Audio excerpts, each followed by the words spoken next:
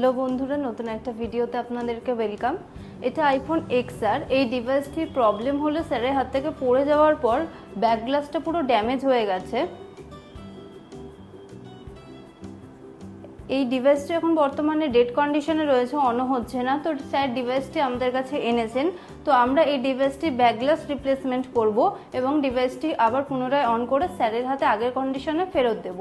এই রকম প্রবলেম যদি আপনারাও ফেস করেন তাহলে আমাদের আই কেয়ার প্রোতে ভিজিট করতে পারেন। এখানে আমরা সঠিক সময়ের মধ্যে স্বল্প মূল্যের মধ্যে জেনুইন পার্টস ইউজ করে সার্ভিস দিয়ে থাকি। এরকম ভিডিও যদি আপনাদের হেল্পফুল মনে হয় তাহলে লাইক, শেয়ার, সাবস্ক্রাইব করে আমাদের পাশে থাকবেন। Thank you.